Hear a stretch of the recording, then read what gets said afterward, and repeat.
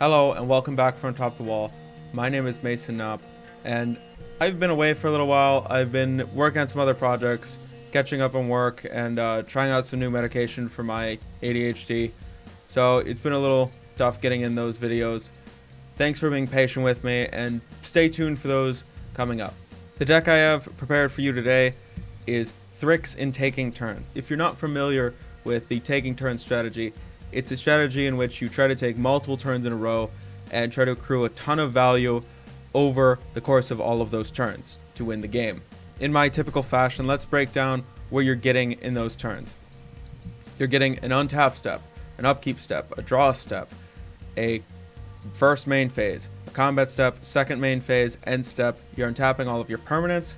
You're getting that land drop. You're getting that one card that you've drawn during your draw step, and you're getting that discard down to hand size at the end of the turn, and you're getting all of the triggers for each one of those phases and steps changing. In Magic the Gathering, you're trying to gain advantage for yourself, or you're trying to deprive your opponent of some kind of advantage to win the game.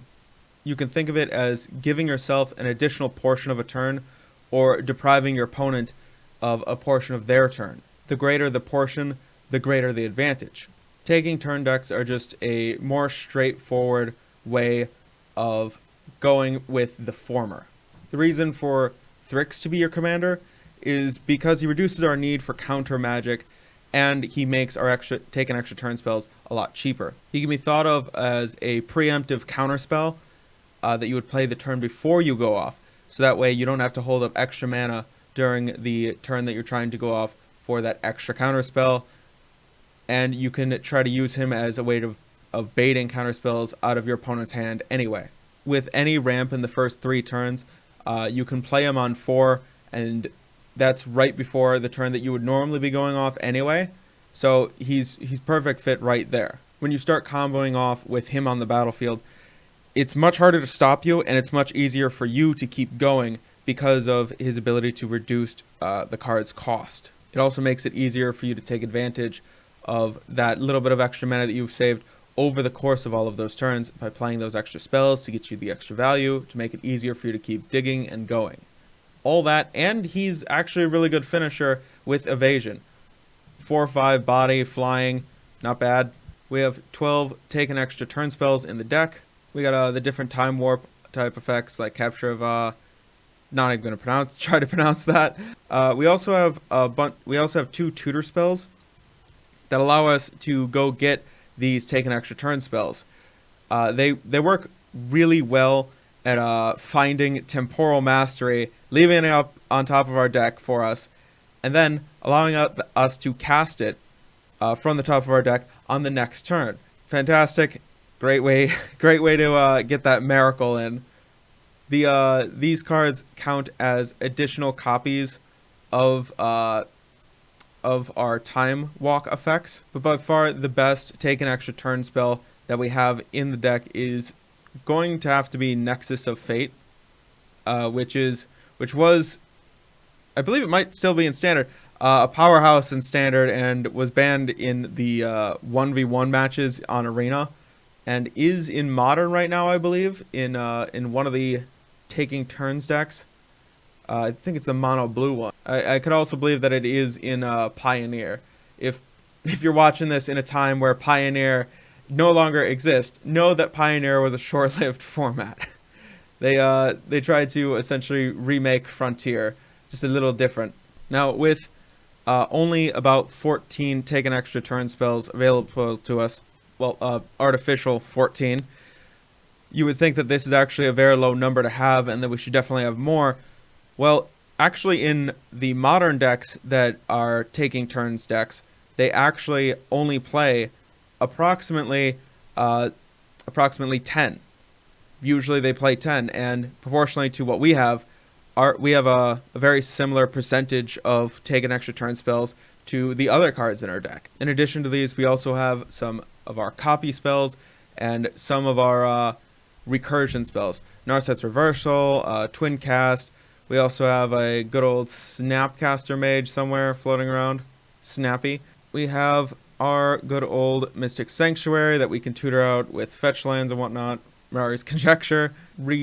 Learn and Call to Mind are basically the same, and these count as extra copies once we've already found and cast one of our take an extra turn spells. There's a similar number of cantrips, counter magic, and finishers and value spells in our deck to what you would see in a modern deck. Real quick, the cantrips would be Brainstorm, Preordain, Ponder, Cataxian Probe, Serum Visions. Behold, you have seen the cantrips. You no longer need to see the cantrips. Moving on. For counter magic, we have the Arcane Denial, we have the Counterspell, Cryptic Command, Force of Negation, Force of Will, Miscalculate, Negate. Technically, Twin Cast and Narset's Reversal are actually good options against other counter spells, but remember, we don't actually need that many because our commander himself is actually a way to stop counter spells. He just stops counter spells, which is great. For lands, I decided to go with the 25 snow-covered islands for Merit Lodge's Slumber, which we'll get into in a second. We have different lands to fight off our opponent's lands, Field of Ruin, Ghost Quarter, whatnot. We also have some lands to help us draw some cards when we start stalling out in the game. The new one, Castle Ventress. We got Beseju for extra backup to protect our cards from counterspells. Blast Zone for just some good old permanent removal. And Mystic Sanctuary, our few finishers, are the way that we're going to be getting value out of our combat step.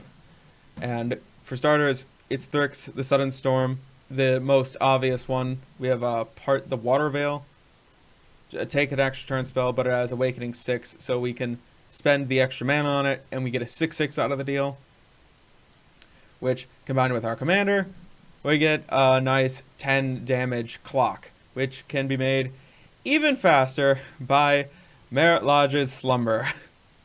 This is one of the value cards that I was talking about, where we can get a lot of value by just playing lands, getting those scries in, helping us dig. But then, after we've taken our fill of extra turns, putting the 20/20 into play, and making that nice Merit Lodge to go bash our opponent's face in is definitely the way that we want to go. Our last finishers are Baby Jace, Virin's Prodigy, Baby Jace. He actually can be a value spell for us. He can also be Recursion on his flip side, or a finisher on his flip side when he turns into a Planeswalker. And the other finisher that we have is Good Jace, Jace the Mind Sculptor. He is value card. He has a little bit of interaction on him. He gives us that Brainstorm to go with all of our fetch lands. He helps us just draw that extra card. And he has the minus ultimate that will win us the game if we get through it, instead of beating our opponent's face in with our commander. It is completely normal to have very few finishers in a combo deck that is racing, and we are very much racing to the point where we can get to turn 5, take an extra turn spell, and then find another turn, take an extra turn spell, keep going, all the while beating our opponent's face in, and killing them. So it is completely acceptable for us to have very few finishers in the deck to help us get an early lead, and to help us start our chain faster, and to take advantage of our multiple untap steps. We're going to be playing some Mana Rocks.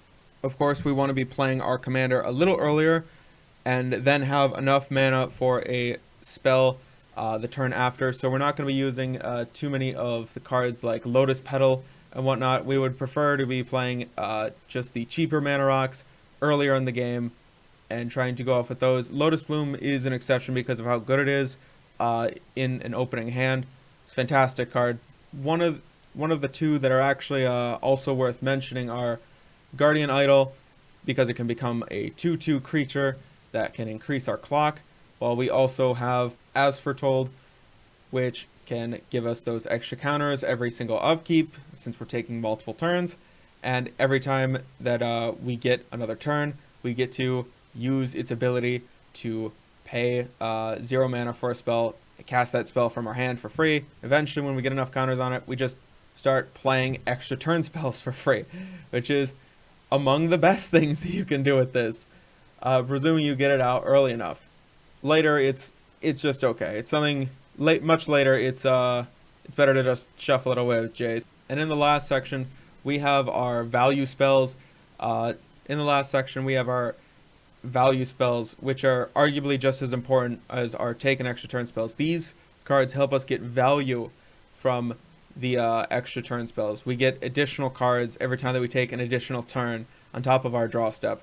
And these cards, a lot of times, they can be two-sided, where our opponent might get something out of them too, such as Horn of Greed, or we have Jace Ballerin, Party Jace. And Party Chase might give them a card, but if our opponent doesn't have enough mana to play that card, or it has been tapped out right before we went off, then they don't get the chance to use it, meaning that the card is basically useless. We also have Mirror Maid to make additional copies of things like Dictative Prefix or our Howling Mine. So when we end up taking those extra turns, Howling Mine doesn't give it one to our opponent, just keeps giving one to us, and Howling Mine very much becomes more in our benefit to our opponents. We do have some jankier ones like Trail of Evidence. Trail of Evidence, it is a conditional card that we get, but we can get multiples of them. I had to dig a little bit deep into Scryfall to find the value permanent cards that will really help us accelerate and get full advantage out of taking these extra turns. Another janky one, Curse of Verbosity.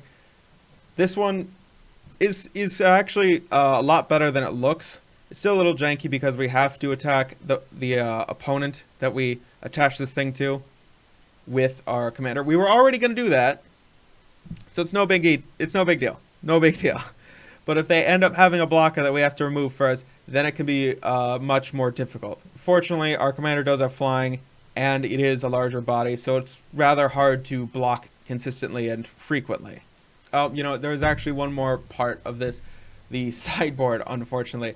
It is, to just sum it up, it's basically a bunch of color hate spells and a few extra pieces of disruption and interaction for our opponent, and a few cards to sum up our mid and late game if we're presuming that the game is going to be full of more interaction, like we're facing down an opponent that might be playing a more controlling deck.